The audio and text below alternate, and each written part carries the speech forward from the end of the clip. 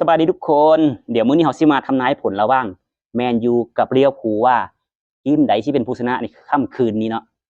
ระหว่างแมนยูกับลิเวอร์พูลเราใช้แมวโปลิโอตัวนี้นะเป็นตัวทำนายว่ามันจะเลือกกินของไผระหว่างแมนยูกับลิเวอร์พูลแมวตัวนี้มาทำนายชัวร์ 100% ทำนาย10เทื่อชนะ10เทื่อถูก10เทื่อนะเดี๋ยวคืนนี้เราสิมาลองเบิ่งว่ามันสิทำนายถูกบ่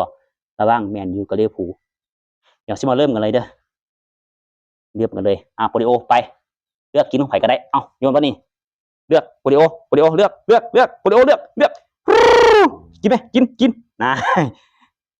กินกินแล้วมันเลือกกินของแมนยูเด้อนี่ผู้ใดเบิ่งคลิปนี้ก็อย่าลืมลงแมนยูเลยห้ามห่วง 100%หากว่าแมนยูแพ้มือแรงนี่นะสิขอแก้ส่งแลนออมบ้านให้เบิ่งก็ได้แล้วแมวโปลิโอตัวนี้มันทำนายถึง 100% มันเลือกกินของแมนยูเลียคูแพ้อย่างนั้นแพ้ประมาณ2-0เนี่ยไปสุดยอดเลยเดี๋ยวเจอกันมื้อแรง